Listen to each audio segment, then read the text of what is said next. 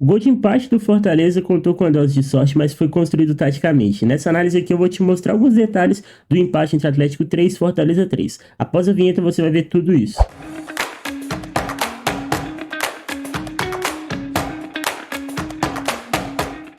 Antes de eu te mostrar os detalhes táticos dessa partida, para quem não me conhece, eu sou o Arthur. E aqui nesse canal a gente fala sobre tática, rapaziada. Eu fiquei algum tempo sem postar vídeos devido a alguns problemas de saúde que eu tive, mas graças a Deus eu já estou me recuperando e agora eu vou voltar a produzir novas análises aqui para vocês.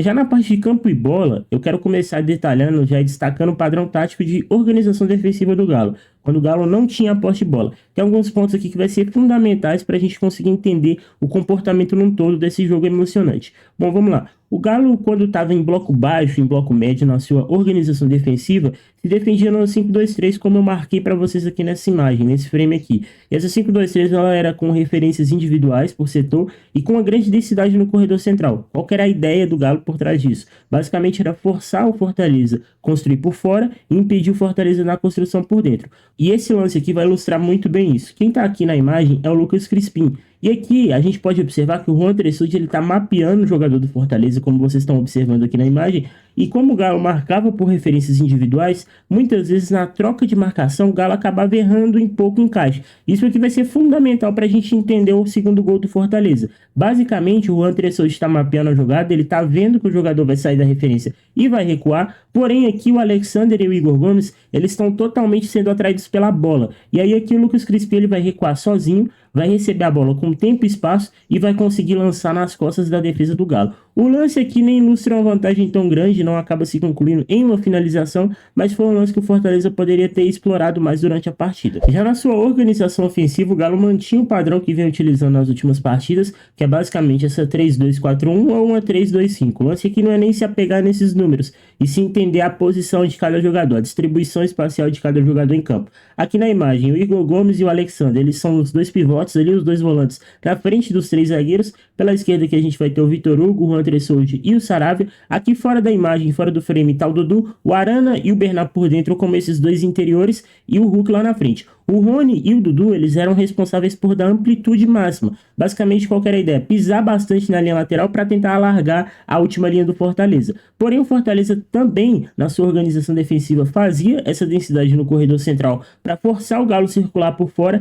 e também fechava uma 4-2-3-1 na sua organização defensiva com marcação mais individual, uma perseguição individual por setor. E aqui nesse lance eu vou mostrar para vocês um detalhe que vai ser também fundamental para a gente compreender o primeiro gol do Galo. Olha como que o Galo vai ter que circular essa bola por fora e a bola vai chegar aqui no Rony. Qual que era a ideia do Galo? Com o Dudu e o Rony dando amplitude, o Galo circulava bastante a bola por fora para aproveitar o balanço defensivo da equipe do Fortaleza e conseguir um cruzamento mais antecipado. Esse lance vai ilustrar muito bem isso. Observa que a bola vai entrar aqui no Dudu pelo lado direito, pelo corredor lateral direito, e ele vai tentar o cruzamento. Acaba que o balanço do Fortaleza consegue se recuperar, o Dudu acaba esbarrando ali na boa marcação do jogador do Fortaleza, se eu não me engano aqui na imagem é o Breno Lopes, mas é um lance que já vai ilustrar muito bem qual que era a ideia do Galo para esse jogo. Um outro ponto muito interessante também, que foi logo na continuação desse lance, é que foi um erro de marcação do Fortaleza. Fortaleza, quando ele tinha que realizar as trocas de marcação, justamente no primeiro ponto que eu detalhei que foi um erro do Galo, o Fortaleza também errava um pouco. Quando tinha que realizar essas trocas de marcação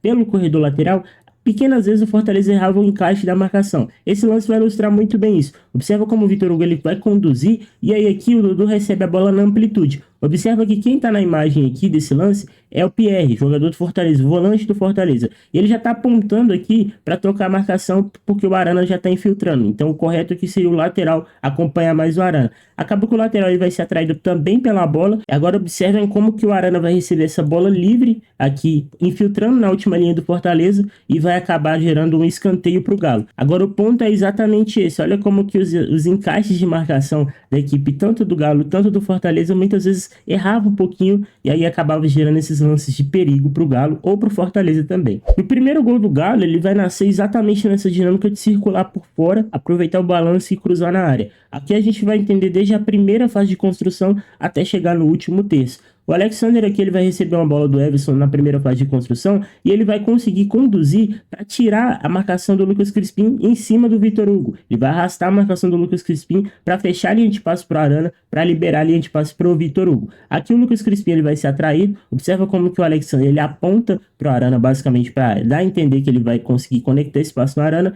e aí o Lucas Crispim vai vir para fechar essa linha de passe.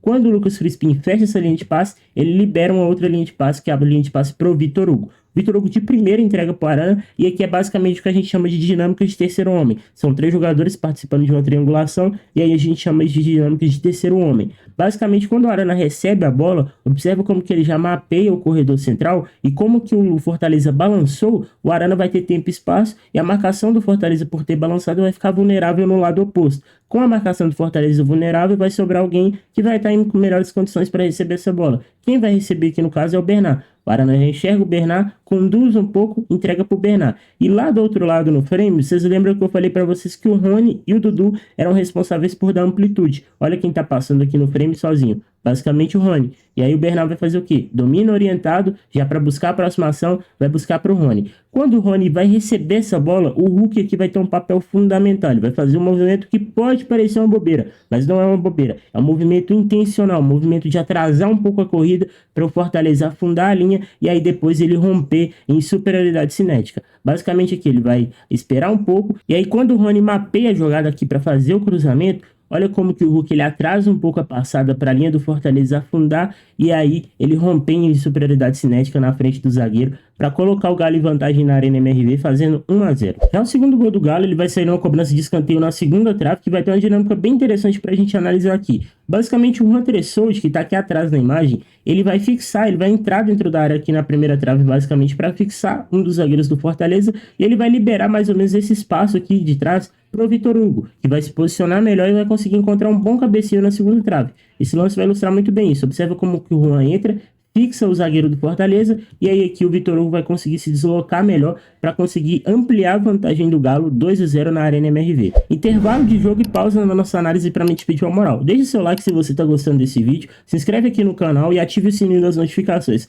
Clica no botão hypar também se estiver aparecendo para você, porque o like de vocês é muito importante para mim continuar produzindo conteúdo aqui para vocês, rapaziada. Na volta do intervalo, o Galo voltou bem desligado e o Fortaleza aproveitou esse momento de desatenção do Clube Mineiro para conseguir diminuir o placar. Nesse lance que eu trouxe aqui, ele vai ilustrar muito bem como que o Fortaleza tinha uma alternativa para a marcação do Galo. O Galo fazia essa pressão no portador da bola e também nas possíveis opções de passe, basicamente um pressing aqui na primeira fase de construção do Fortaleza, porque qual que era a ideia? Tirar as opções de passe do Fortaleza progressivos e impedir o Fortaleza de construir curto, abafar o Fortaleza ali na sua primeira fase de construção. Isso também vai ser um papel fundamental para a gente entender o terceiro gol do Galo, mas ainda não é hora de chegar lá. A gente vai ver agora o primeiro gol do Fortaleza, que saiu exatamente nessa dinâmica. Uma alternativa que os clubes têm quando a primeira fase de construção está sendo constrangida é apostar na bola longa. E nesse lance aqui o Fortaleza vai fazer muito bem. Aqui tá todos os encaixes desenhados para vocês. A bola vai chegar no lateral e aí como bola longa ele vai ter essa alternativa.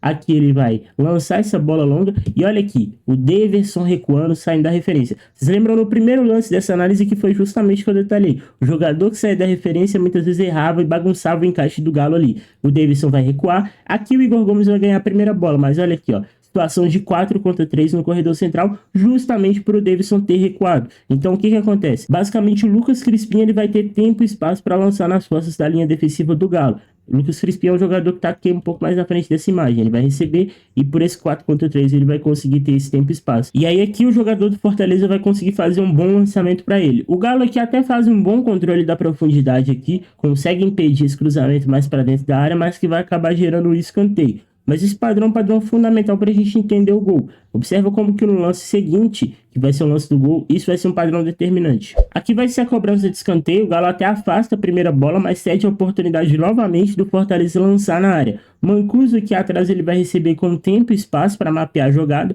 e aí ele vai apontar para o camisa 34, Lucas Gasal. Observa aqui como que ele já está apontando para o jogador para receber essa bola na frente, e aí ele vai direcionar o lançamento novamente para dentro da área. O Lucas Gasal vai se aproveitar, vai ganhar a primeira bola aqui, e ela vai sobrar sozinha para o Davidson escorar para dentro da área, diminuindo o placar para o Fortaleza. Uma vantagem que o Galo pouco explorou nessa partida era essa movimentação que eu vou mostrar aqui para vocês nesse lance. Observa como que a bola vai entrar aqui no corredor lateral com novamente o Dudu dando amplitude para o time, e olha como que o Alexander, a movimentação do Alexander, ela vai gerar um 2 para 1 setorial.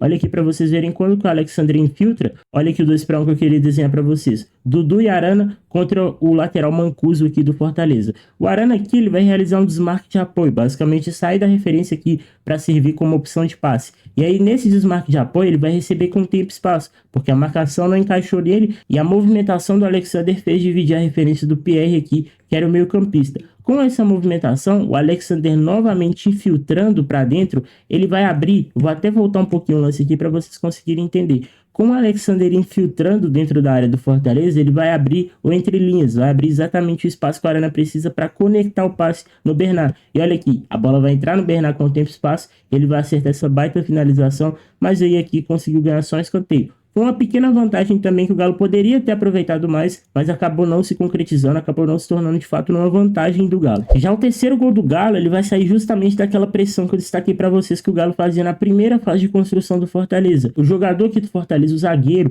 ele vai ser forçado a cometer esse erro. Observa aqui que o Bernard, ele já está fazendo uma pressão, e aí aqui quando ele vai tentar conectar esse passe, o Rony está bem atento também, vai conseguir retomar e automaticamente ele já vai tentar ligar o Hulk. Porém o zagueiro, quanto não é dia, não tem como, né, rapaziada? Tentou cortar e aí a bola acabou sobrando no Dudu. E o Dudu só escorou para as redes para fazer 3 a 1 pro Galo. E esse jogo ele foi maluco por diversos motivos, pessoal. Olha só o que vai acontecer logo na saída de bola do Fortaleza, logo quando o Galo acaba de fazer o 3 a 1. Olha o que vai acontecer. O Galo aqui estava tentando encaixar a marcação no Fortaleza, porém aqui o Bernard estava um pouco disperso no encaixe dele. E aí eu volto a ressaltar aquilo que eu destaquei no primeiro ponto.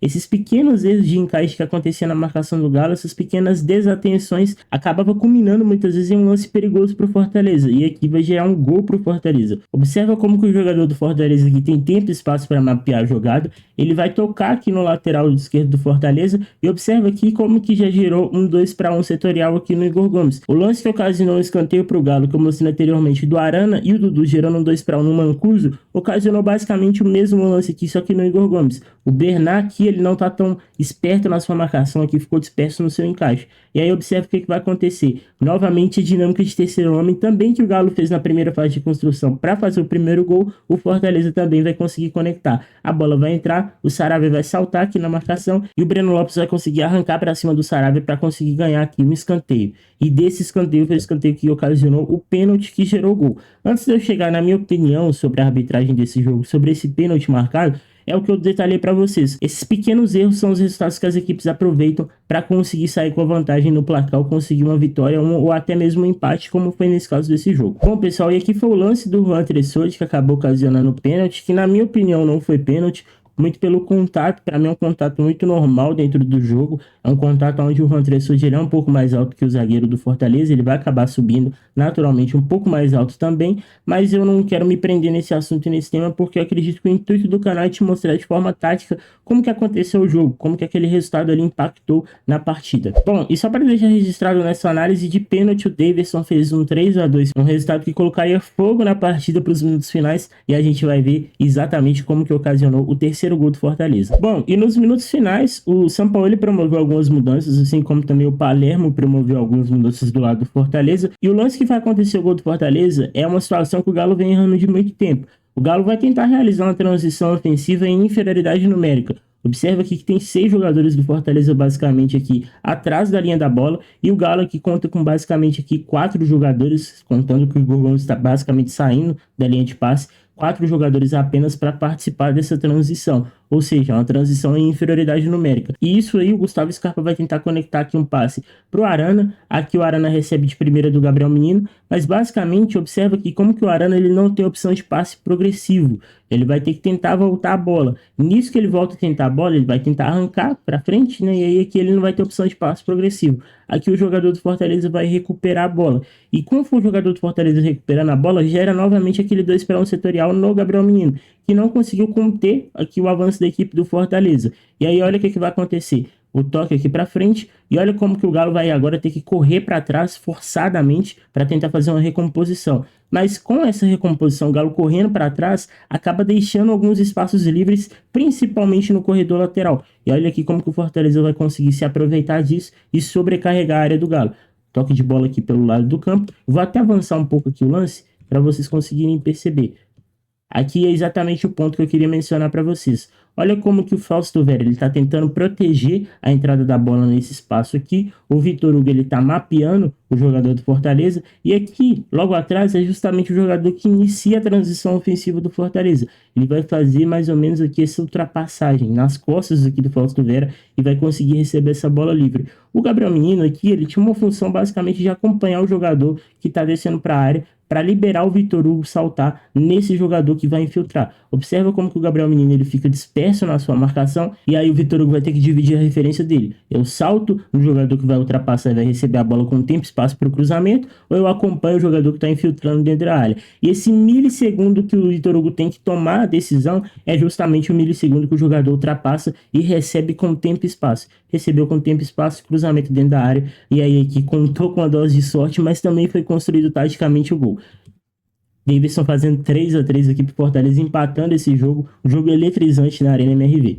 Bom, pessoal, e essa aqui foi a minha análise de Galo 3, Fortaleza 3. Se você curtiu essa análise aqui, deixe seu like, se inscreva no canal e ative também o sininho das notificações e me siga também no Instagram, Análise Entre Linhas. Eu vou ficando por aqui, um abraço, até o próximo vídeo, falou e fui!